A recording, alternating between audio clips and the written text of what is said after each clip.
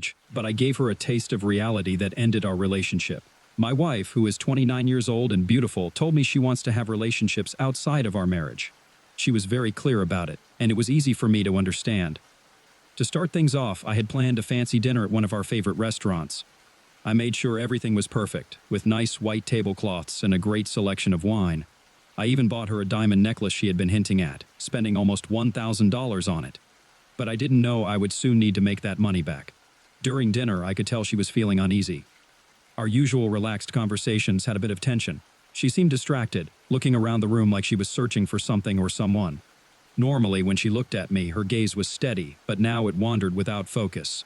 Finally, after we finished the main course and had more wine, she brought up what was on her mind. "Honey, there's something I've been thinking about for a while now, and I think it's time to talk about it." I stopped, carefully putting my wine glass down. What could she be talking about? Her tone had changed, becoming serious, like she does when something important is on her mind. I started thinking about what she might say. Was she going to tell me she was ready to have a baby? We had talked about it before, agreeing to wait until we were more settled in our careers and finances. Well, we had achieved those goals, and I was excited about the idea of starting a family. But her avoiding eye contact suggested it was something else. Normally, when you talk about starting a family, you're all smiles and can't look away from each other, but that night, something was off. "Honey, we need to talk," Andrea began, a serious look on her face that told me this wasn't just any conversation. "I've been thinking a lot, and this is really important to me," she continued, her voice trembling a bit. "I need to find out more about who I am outside of us. I think it'll help me be a better partner for you in the long run." I was stunned, my mind spinning. "What are you saying?" I asked, trying to keep my voice steady. I leaned forward, trying to catch her eye, but she wouldn't look at me. "I want to see other people, Rob. I want us to be okay with this, to avoid hurting each other down the line." That hit me like a ton of bricks. My heart started pounding, and I could feel my face getting hot. "What do you mean by other people?" I demanded, needing her to spell it out for me. My voice was louder now, filled with a mix of disbelief and anger. "Are you talking about dating other men?" She paused, biting her lip. "Yes, that might be part of it," she finally said. The room spun around me. "You're telling me you want to date other men and you expect me to be okay with it?" I couldn't keep the frustration from boiling over. "Andrea, how could you think this is okay?" She reached across the table, trying to grab my hand, but I pulled away. "I love you, Rob. That hasn't changed.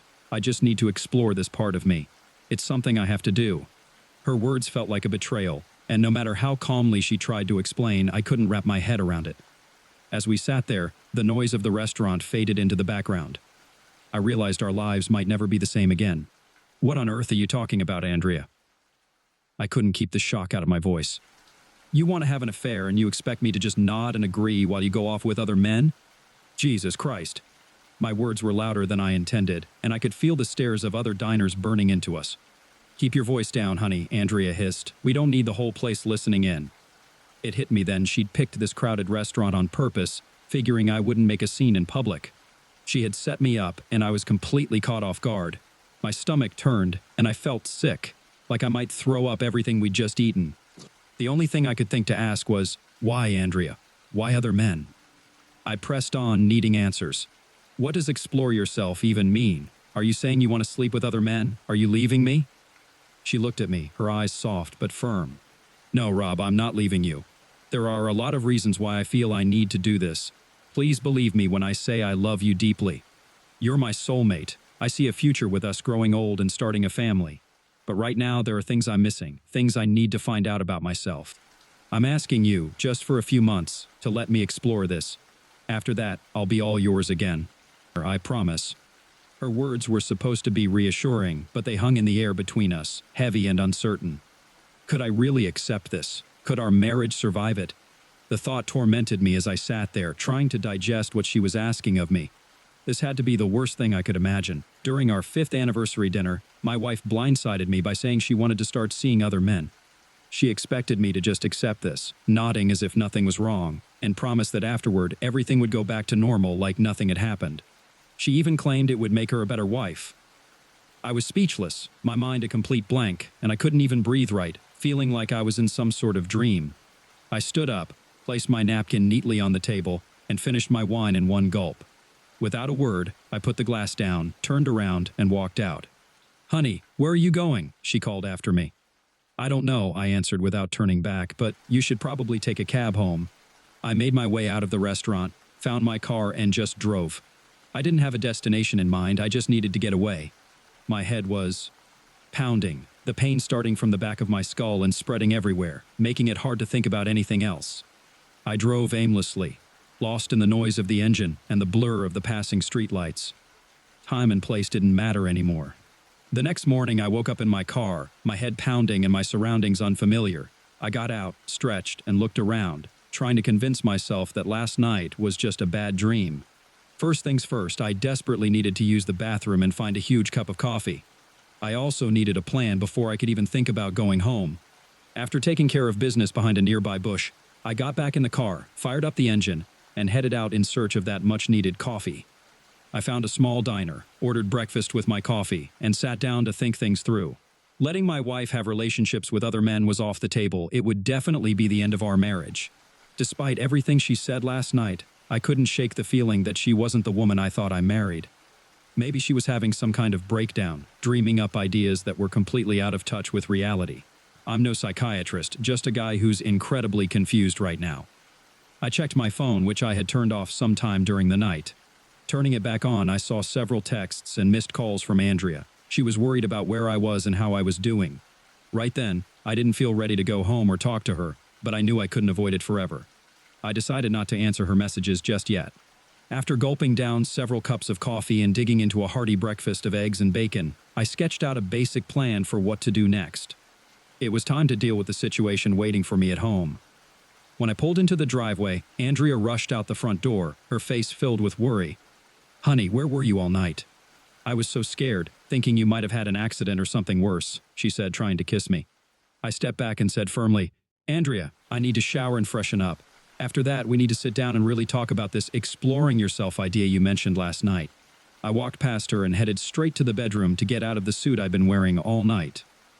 I took a long, hot shower, using the time to rehearse what I needed to say. Doubts swirled in my mind. I had to figure out if I still had a wife, or if this was her way of saying goodbye. Maybe this was just a test to see how committed I was. Trying to understand what she was thinking was driving me crazy. I loved her, no question. I married her, didn't I? We had a big, beautiful wedding and celebrated with a trip across Europe. I had never even thought about being with another woman. I was all in. But now, it seemed like she wasn't on the same page. Luckily, we didn't have kids, which made things a bit simpler. Whether or not that would change depended entirely on how the next few days and weeks unfolded. After changing into clean clothes, I headed into the kitchen to fix myself another cup of coffee. I grabbed a notepad and a pen, noticing Andrea sitting at the kitchen island, her eyes locked on me. I tried to appear calm, but inside, my emotions were in turmoil. Coffee in hand, I took a seat across from her. "All right, Andrea, could you please explain again why you want to pursue relationships outside our marriage?" Andrea looked straight at me and said, "Honey, I need to experience validation as a woman. Right now, I don't feel like my needs are being met. I want to explore what those needs are and see if I can find fulfillment on my own." "So, you're uncertain about your needs and you're seeking to discover them," I summarized, trying to keep my tone steady. "Also, are you planning to step away from our relationship temporarily to find what you're looking for?" "No, honey, I won't leave. I'll remain here in our home with you," Andrea replied quickly. "However, I need the freedom to establish my own schedule and do things at my own pace." "When do you think you'd like to embark on this exploration and adopt your new schedule, Andrea?" I asked. "Well, I suppose any time would work," she responded, a hint of uncertainty in her voice. "Do you agree with my decision?" "No, I don't agree with any of this, Andrea," I said firmly. "When we got married, we promised to be partners and lovers for life. Now, you want to seek other lovers. What am I supposed to make of this? It feels like you're checking out of our marriage." "Honey, it's not like that," Andrea said, her voice filled with frustration. "I need to find a connection that's been missing for a couple of years now. Our lives have become all about work. I don't feel appreciated by you like I did when we first got married." "Appreciation? My God, everything I do for you," I retorted, feeling my anger start to bubble up. "I've been busting my back to provide for us and to build the future we dreamed about when we got married. We've nearly paid off this house, for crying out loud." I knew I had to address the most burning issue. "Are you planning to have relationships with other men?" I asked, trying to keep my voice steady. "Honey, I can't say for certain what I'll do. If it feels right with the right person, I might consider it," she responded, avoiding my gaze. "So you're thinking about infidelity then?" I pressed, unable to hide my incredulity. It's not infidelity, Rob. It's not cheating if you know about it, she replied calmly. My blood pressure was through the roof. I took a deep breath and sipped my coffee, wishing it were something stronger. I needed to keep my cool to handle this conversation right. Let me get this straight, Andrea, I said, trying to make sense of it all. You're planning to meet other men, go out with them, and maybe even become intimate. Meanwhile, you'll still be living here with me, is that correct? Honey, it's not that straightforward. I'm not sure yet, Andrea replied, her voice uncertain. It sounds pretty straightforward to me, I countered. What about us? Are we just supposed to put our marriage on hold? Do you expect us to still be intimate while you're exploring this? Of course, Rob. We're a family, you and me. I love you deeply, and I want us to stay a family. This is just something I need to do for myself, she said, her eyes pleading for understanding. And how often do you plan on doing this, Andrea? Every weekend? Several times a week? Every night? Just how far are you planning to take this exploration? I haven't decided yet, she responded, sounding frustrated. Why are you so focused on the details? Well, I need to know what my life is going to look like while you're out meeting, dating, and being with your new partners, I said bitterly. I don't have a girlfriend, Andrea, at least not yet, I added, the last part slipping out more bitterly than I intended. I took a deep breath and exhaled slowly, struggling to contain my anger. Andrea, I need some clarity before we leave here today. Have you genuinely made up your mind about this? Have you considered what this will do to our marriage?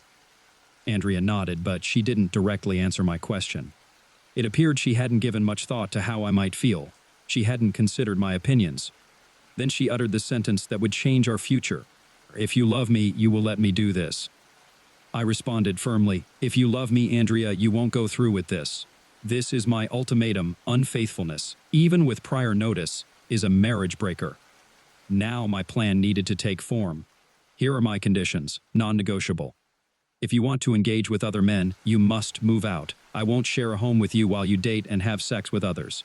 Bringing them here is out of the question. You'll have to find alternative accommodation. Honey, where am I supposed to live? She asked. Perhaps you can stay with one of your friends, like Jessica from school. You've spent time with her. She's divorced and alone, right? Ask her if you can stay with her for a while. If that doesn't work, you can rent a short-term apartment. You'll be responsible for all expenses, utilities, and your car payment. Andrea worked as a grade 3 teacher in an elementary school and earned a substantial income. I, on the other hand, was a chartered accountant specializing in forensic auditing for a large firm, also enjoying a good income complete with annual bonuses. From what she had said, it appeared that I wasn't meeting all her needs in our relationship. Andrea seemed to sense my willingness to compromise for the first time as she made eye contact, thinking she had won. I continued, so if you're interested in having an open marriage, I suppose I'll need to be patient while you pursue your extramarital affairs. Will you eventually return home to me, Andrea? Honey, of course I will. I love you deeply, you're my husband, and I want us to build a family together, she countered. And what am I supposed to do while you're out having intimate relationships with other men? Do you expect me to remain faithful to you? Should I wait for you to finish with your boyfriends and then welcome you back with open arms and love? Have you considered the impact on me at all? I want you as my husband, honey, and only you. Regardless of what I do while I'm away for a while, it won't change my feelings for you. Once I come back, I want you to be my husband and the father of my children, she said. I couldn't help but find this an odd way of expressing her love. She had already acknowledged that I wouldn't permit her to bring her boyfriends into our home, and she seemed to view that as a victory. She could enjoy her time with other men without fear of my interference. All right, you need to figure out where you're going to stay and let me know this week. But for now, we have some things to arrange here. I want you to move your clothes and belongings to the spare bedroom. I'm not sure I can share the same bed with you at the moment. Your plan is too painful, and I feel like you're leaving me, even if you haven't explicitly said so. So tell me, Andrea, what should I make of all this? Andrea remained silent, possibly starting to realize that I wouldn't simply accept this without question. She might have been taken aback by my request to have her leave our bed, but what did she honestly expect? Did she think I was a complete pushover, ready to passively allow her to run off and have affairs, then return home to play the role of a happily married couple, eventually having children and carrying on with life as if nothing had happened? Not a chance. Andrea happened to be friends with another teacher, Jessica, and I suspected that some of these misguided ideas might be coming from her. Jessica, a divorced grade 4 teacher at the same school as my wife, was caught cheating on her husband with multiple partners, leading to her being kicked out 2 years ago. At 35 years old, Jessica was an attractive woman with an appealing physique. Unfortunately, she had a penchant for sleeping with any man who flashed a smile her way. I had a strong suspicion that Jessica was influencing Andrea's desire to explore herself before starting a family. For me, the reality was simple. If Andrea explored too much, there wouldn't be a family, at least not with me. All that would remain was a divorce. I rose from the table and began walking away. Andrea questioned, "Is that all, Rob? You want me to move out?" "Yeah, for now. Don't misunderstand me, Andrea. I don't want you to go through with any of this. We made a commitment to monogamy when we got married, and you're planning to break that commitment. So, what exactly do you expect me to do? Do you think I'll just sit idly by while you engage in relationships with other men? Or if you want an open marriage, then I suppose I'll have the same option." Andrea was left speechless, and I departed before our discussion escalated into a shouting match. I grabbed my car keys and headed out of the house. "Honey, where are you going?" she called after me. "I'm not certain right now, but don't forget to move your belongings to the spare room and start looking for a place to stay. Remember, you won't be engaging in extramarital affairs until you've moved out," I replied as I left, intentionally slamming the door harder than usual. While I briefly contemplated driving to Jessica's apartment and confronting her, I knew I needed to set aside my anger and frustration for the time being. It was Andrea who had initiated this messed-up situation, and she could deal with the inconvenience it brought. Besides, I suspected that Jessica might be more than willing to take Andrea in, and I had to resist the urge to confront her physically. On Monday morning, I was up and out of my office before Andrea even woke up. I had a significant amount of work to do on my plan. Considering Andrea's intentions, I had no intention of tolerating her infidelity. Since she seemed to have made up her mind about our marriage, I had to take action. It hurt that she believed she could engage in extramarital affairs, thinking I'd foolishly stand by, let her do it, and then act like everything was fine when she returned. What if she came back with an STD or worse, pregnant? No way. I wouldn't allow it. Step one was reaching out to my lawyer. My lawyer happened to be a friend who handled various legal matters such as real estate and wills. I didn't expect him to handle the divorce directly, but he could provide a referral. He did just that, recommending a competent divorce attorney from his firm. I had a meeting scheduled with her that same afternoon. It was a tough conversation, but my new lawyer was an experienced litigator and well-versed in our state's laws. I didn't want this divorce to become acrimonious. In fact, I was content with a fair 50-50 split of our assets. Neither of us had much when we married, and we both worked hard to build a comfortable life together until now. So I was willing to divide things evenly. I wasn't completely heartless, and battling over assets would only prolong the divorce process. The assets weren't worth holding on to if it meant dealing with a cheating wife. The necessary paperwork would be prepared and held until I had evidence of my wife's infidelity. Until then, this was just an initial move on my part. The week seemed to drag on. I made an effort to spend as little time at home as possible, going out every evening, mostly to the gym, to relieve stress. I noticed that Andrea was spending a lot of time with Jessica. On Thursday, she informed me that she'd be staying with Jessica for a couple of weeks until she found a more suitable place. I knew it would be a convenient setup for her to be with her boyfriends without any interruptions from me. It seemed like Jessica might be entertaining her own boyfriend simultaneously, turning it into quite a mess. This situation was just incredibly messed up. On Saturday, just 1 week after celebrating our 5th wedding anniversary, my wife made her decision to engage in extramarital affairs evident by packing her belongings into her car and preparing to leave. However, she hesitated just before her departure. "Honey, I don't want to leave. Are you absolutely sure we can't find a way to work things out so I can stay?" she pleaded. "I love you deeply, and I genuinely want to improve our marriage." I couldn't help but feel exasperated as I responded, "Andrea, if you truly loved me and wanted our marriage to improve, you wouldn't go through with this. I do want you to stay here at home with me, but I cannot condone you being intimate with other men while still being my wife.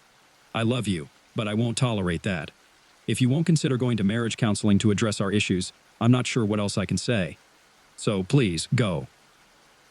While she loaded her belongings into her car, I went to the hardware store in my own car to purchase new locks for the house. I replaced 3 locks and changed the security code for the garage door opener. Throughout Saturday night and all of Sunday, I remained at home, staring at the walls, hoping that Andrea would come to her senses and return. The following week proved to be exceptionally challenging for me. I visited the gym daily and took up running again in an attempt to alleviate my stress. At times, I found myself sinking into deep depression, yearning to go to Andrea and beg her to come back. Intellectually, I still struggled to comprehend the fact that my wife was leaving me to engage in extramarital affairs while we remained married. It made me feel like a colossal failure. Was I truly so inadequate that my wife was willing to openly exhibit her infidelity? Apparently, that was the case. I turned to the internet to research the psychology of infidelity and why spouses cheat on each other. I was astonished to discover that approximately 40% of married individuals engage in infidelity. What was even more surprising was that nearly 90% of them choose to stay in their marriages. Often, infidelity is quietly tolerated by the other spouse, especially when children are involved, making it easier for them to accept the unfaithfulness and continue as if it weren't happening. Many wives who cheat claim to still love their husbands and families, but seek excitement outside the marriage, something they feel is lacking at home. Many women who engage in affairs express that their homes demand a great deal of effort. The daily grind of maintaining a family, juggling kids' activities, and dealing with mundane chores makes sex and intimacy with their husbands seem dull. They yearn for excitement with a lover who focuses solely on them without immediately discussing kids or errands after sex. Perhaps the key to a successful marriage lies in treating one's wife as if she were having an affair, minus the divorce. Simply enjoy the physical aspect. I contemplated the idea of trying to pick up my wife at the club she and Jessica frequented. People have affairs for various reasons: a lack of sexual satisfaction in the relationship, an absence of passion, or a loss of connection between spouses. Sometimes, even as retaliation for their partner's infidelity. Some women claim they cheat to salvage their marriages, though I'm skeptical about that. Nevertheless, it's what researchers studying marital infidelity have reported. Marriage is intricate, and relationships require effort. Open marriages, where both spouses consent to having other relationships and sexual partners, seldom survive in the long run. Emotional attachments form, feelings are inevitably hurt, and most couples end up divorcing. Polyamorous marriages are equally complicated, especially when children are involved. The threat of introducing a sexually transmitted disease into the relationship is a constant concern. Personally, I believe monogamy is the best approach in a marriage. If both partners don't agree with it, they should reconsider their commitment to each other or look for different individuals to be in a relationship with. Did I neglect my wife and push her away? Did I fail to provide her with enough attention while I focused on building a life for us? Was I mistaken? I'm uncertain. What I do know is that I felt unhappy about my wife leaving our home to engage in extramarital affairs. She sought things she believed I wasn't providing, but I didn't see her actions leading to an improvement in our marriage. And so the following week passed by slowly once more. I refrained from calling my wife, and Andrea only sent one text, requesting that I forward her mail to her new address. Her communication gave no indication of her desire to salvage our marriage. It was all business. Clearly, she was actively pursuing her plan to find a boyfriend, or possibly even two, for some enjoyment. The thought crossed my mind to tail her from her apartment to wherever she and Jessica were headed, just to find out who she was meeting. I drove past the apartment multiple times but resisted the urge to stop. I realized I couldn't subject myself to that. I needed to let her make her decision, or she would never truly be my wife again. With each passing day, the likelihood of her returning diminished. Furthermore, the longer the situation dragged on, the less inclined I was to take her back. A month elapsed with minimal communication between us when, unexpectedly, Andrea showed up at the house unannounced. When her key didn't work in the lock, she rang the doorbell and knocked. I answered the door, maintaining a stoic expression. "Andrea, what brings you here today?" I asked.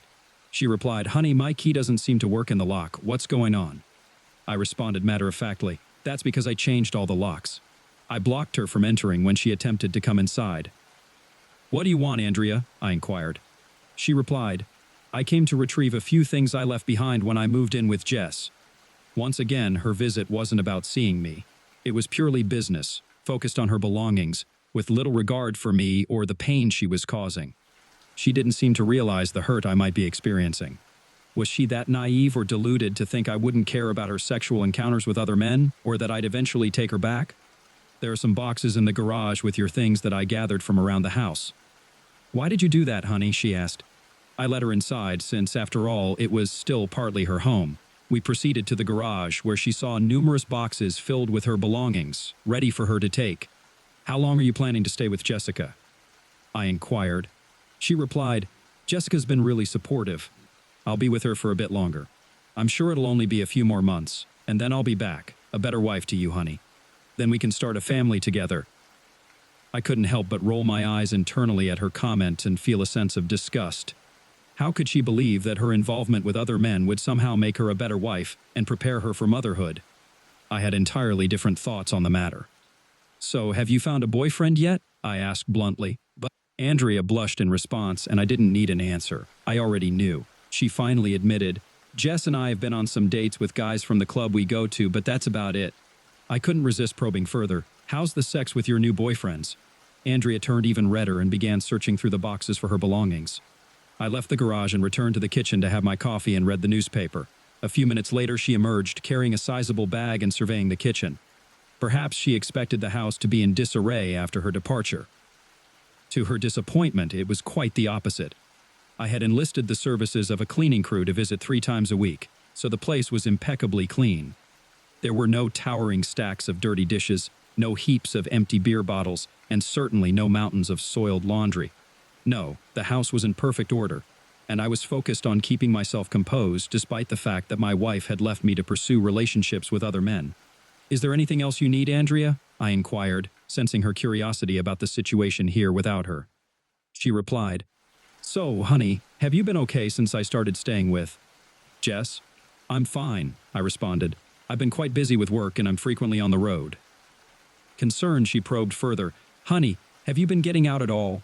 Or have you been staying home alone?" And there it was, the pivotal question I had anticipated. It was time to introduce a small twist into the conversation and observe her reaction. "I've been trying to keep myself occupied," I explained. "I joined a cycling group that meets twice a week for organized rides.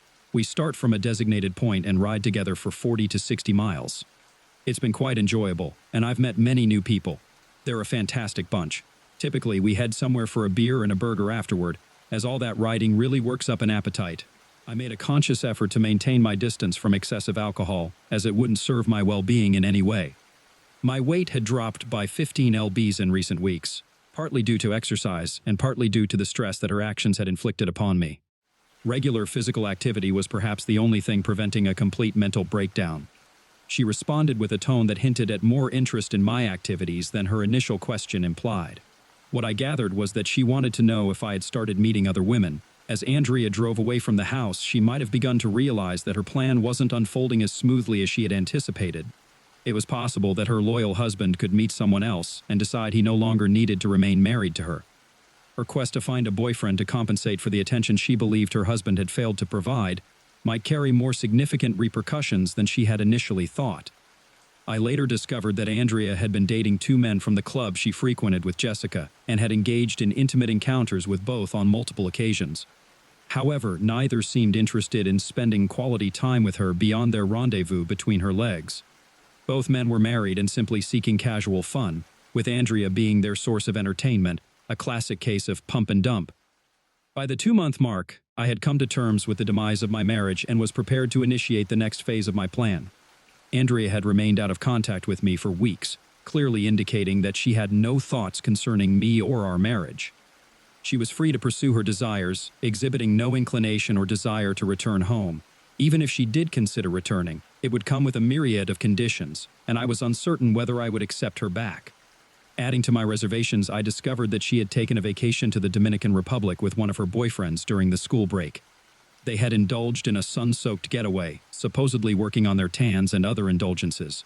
If this was her notion of strengthening our marriage through infidelity, well, it left much to be desired.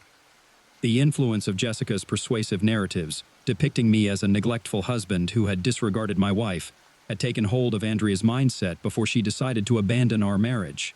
Now she resided in a 2-bedroom apartment with her discontented divorced friend, and her reputation among fellow teachers and family members was deteriorating rapidly. When Andrea's mother discovered that her daughter had ventured to the Caribbean with another man, she reached out to me, inquiring about the reason for our separation. She likely assumed that we had been embroiled in marital conflicts. I revealed to her that her daughter had left me to engage in sexual relations with other men, a revelation she found incredulous. I urged her to speak directly with Andrea to ascertain the truth. Andrea's mother engaged her in conversation, asking, "Andrea, why did you leave your home? What's happening between you and Robert? Is he mistreating you?" To this, Andrea replied, "No, Mom, he isn't mistreating me, but he doesn't provide the excitement I currently seek from a man. I don't feel desired or attractive to him. I need that feeling, to feel wanted, so I'm seeking it elsewhere for now." I want to have some fun before Rob and I start a family. I plan to return to him in a few months when he will appreciate me more, and everything will be fine, you'll see." Andrea's mother was taken aback by her response and earnestly cautioned, "Dear, if you engage in extramarital affairs, Robert will not want you as his wife. Cheating on him is the surest way to end your marriage. Do you not comprehend that?" "I know that Rob loves me, Mom," Andrea retorted confidently. "He understands my needs. I'll return home in a few months, perhaps a year at most, and then we'll start a family." "Dear, you must come to your senses and return home now," her mother implored, "or there won't be a marriage or a husband to return to, and there certainly won't be any children with him. Do you understand me?" "Mom, I am confident that Rob loves me," Andrea insisted, remaining resolute in her beliefs. Even her mother's earnest efforts failed to instill reason in her.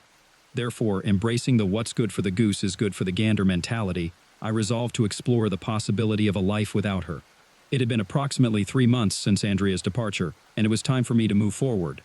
Summoning the courage, I asked one of the women I knew from cycling for a date, primarily seeking female companionship and a break from the monotonous routine I had endured since my wife had moved out. My daily routine consisted of work, the gym, cycling, and sleep, and it repeated day after day as I waited for this madness to come to an end. That was my life. A part of me hoped that Andrea would come to her senses and put an end to this absurdity by returning home. However, that seemed unlikely. I had to confront the reality that she probably wouldn't come back, at least not as the wife I had married or the woman I once knew. It appeared she was savoring her newfound freedom and seeking the excitement and validation as a woman that had been missing from our marriage. Echoing the motivation psychologists attribute to married women who cheat on their husbands. So I decided to attempt to arrange a date without coming across as overly desperate or just hitting on someone randomly. That might be too peculiar, I thought. I wanted to become acquainted with the people in my cycling group and have them get to know me before considering inviting one of the women on a date.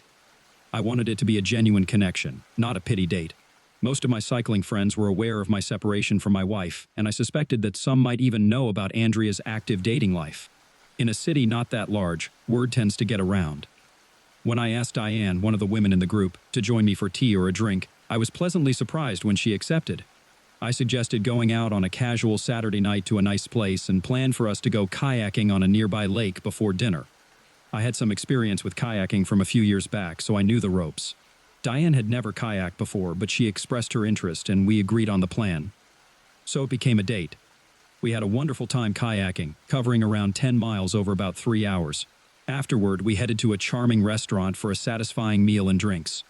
I ordered a craft beer with steak and French fries, while Diane opted for white wine with a pasta dish. It was a relaxed and informal setting, free from any pressure. We wrapped up the evening with ice cream from a waterfront boardwalk stand, and I drove her home. I told her I had a fantastic time, intending to give her a kiss on the cheek, but she surprised me by leaning in and planting a kiss on my lips. It was a delightful and unexpected moment. I didn't want to appear overly eager, so I waited until our regular Tuesday cycling meetup to arrange another date. To my surprise, Diane expressed concern that my lack of contact might have meant I didn't enjoy our time together. I quickly assured her that the opposite was true. I had a fantastic time and truly relished our outing and being in her company. We scheduled a Saturday date, this time for a round of golf. I had read online about the delicate balance of texting and calling to maintain someone's interest. Men who excessively message or call women are often seen as overly needy, which tends to drive women away. So, on Friday, I sent Diane a text expressing my anticipation for our Saturday golf game and suggesting a time for me to pick her up, while also offering the option for her to meet me at the golf club if she preferred. She kindly requested that I pick her up, so we settled on an early afternoon time. Our time on the golf course was a lot of fun, even though neither of us possessed professional-level golf skills. That evening, we had dinner at my place, where we enjoyed a barbecue and a bottle of wine. After our meal, as the night grew late, I prepared to drive her home. However, she took the car keys from my hand, placed them on the kitchen counter, and asked to see the bedroom. The following morning, I woke up beside a stunning woman with her arm draped over my chest. Diane had gorgeous long dark hair, captivating green eyes, and flawless skin. A small scar on her chin from a bicycle accident added character to her lovely face. She stood tall at around 5 feet 11 inches, maintaining a slender figure. She probably weighed around 140 lbs and was in great shape. Her occupation as a nurse in the pediatric department of the hospital spoke volumes about her compassion for others. She came across as authentic, exuding a magnetic charm that drew me to her from the moment we met. We enjoyed breakfast on my patio, and our conversation eventually shifted toward my plans and the possibility of divorce. It was a sensitive topic, but I understood her need to know my intentions before investing emotionally in our connection. After all, no woman wants to invest time in a man who might reconcile with his estranged wife in a few weeks. When I explained the peculiar way Andrea had justified her departure to Diane, her expression confirmed what I had already suspected. She believed Andrea wasn't coming back. I think that nudge from Diane helped me move forward with the next phase of my plan. On Monday morning, I contacted my lawyer and had her assign an investigator to the case. I wanted to determine how many men Andrea was involved with before presenting her with divorce papers. It turned out she was dating multiple men, mostly married, and they would often gather at Jessica's apartment to continue their partying after leaving various bars and clubs around the city. 2 weeks later, Andrea received the divorce petition, marking the beginning of a tumultuous period. That night, she drove to the house to confront me. When I answered the doorbell, I was met by my estranged wife holding a large brown envelope, her face filled with distress. I inquired, "Andrea, what brings you here tonight?" She responded, "Honey, a guy delivered these documents to me today. Why did you file for divorce? I told you I would be home soon, even this week. We can start working on that baby we talked about." I invited her in and asked her to take a seat in the kitchen, stating, "It's a bit late for that, Andrea. I told you when you left that I didn't want you to go, but you went anyway." She attempted to explain, "Honey, I told you that I needed to find out who I was and feel good about myself." I interrupted with a hint of sarcasm. "So, do you feel good about yourself now? Are you validated as a woman? Have you explored your sexuality in new relationships, met exciting people, had your fair share of intimate encounters?" Growing agitated, I continued, "Because it sure looks to me like you have. I've had virtually no communication from you since you left our home. You didn't even call me on my birthday, probably too busy with one of your boyfriends in the Dominican Republic that week. Your mother called me, wondering why you didn't even call her on Mother's Day. Have you spent this entire time pursuing physical pleasure?" She pleaded, "Honey, I love you very much and I realize I may have gone too far. I'm coming home today." I firmly responded, "No, you're not." "Honey, what are you talking about? I'm still your wife, and this is still my house. I'm going back to Jess's place to collect my things, and I'll be home in a few hours." I corrected her, "No, you're not. Did you read through all the documents in that package you received? At the back, there's a judge's order specifying that you cannot come within 500 feet of this house until the divorce is finalized. Technically, you're currently in violation of that court order. I'm not going to make an issue out of it, but you need to leave now, and we can address this matter in court to sort out the details." Andrea was slowly coming to terms with the seriousness of our wedding vows, which included commitments like love, honor, cherish, faithfulness, and the crucial aspect of fidelity. I made it clear to her that this house held no sentimental value for me. If she desired it, that was perfectly fine. It's almost paid off, so my half is approximately worth $150,000. She could have it for that amount. However, if she wasn't willing to pay that sum, we would sell it and split the proceeds from the sale. It was a straightforward arrangement, but for the time being she was not moving back while I remained in the house. I escorted her to the door, closed, and locked it behind her. A month later, we managed to avoid the need for a court appearance and quietly settled our divorce. Andrea received half of our assets, as she was legally entitled to. We sold the house, and I moved on with my life. Andrea resumed her new routine, but I heard from a friend that her school, a charter school, had advised her to keep her personal life more discreet. Apparently, some parents had become aware of her involvement with multiple men in the area and were uncomfortable with her teaching their children, especially among the mothers, who were quite outspoken about it in private. It appeared that some of the fathers might have been among her lovers. Subsequently, Andrea was diagnosed with a sexually transmitted disease, not life-threatening, but necessitating a year of abstinence. This was not a significant concern, given that she was already pregnant. It seemed that one of her partners had successfully fathered the child. Andrea's negligence in consistently taking her birth control pill, frequent alcohol consumption, and the absence of condom use were contributing factors. The father remained unidentified but bore an uncanny resemblance to one of the teachers at her school, a married man. My divorce was officially concluded, and I was free from Andrea. It has been approximately a year since all the turmoil with Andrea began. I purchased a new house, received a promotion at work, and most importantly, Diane and I are now living together. We are excited to announce two things. First, we will be getting married this summer, and second, we are expecting to become parents around Christmas.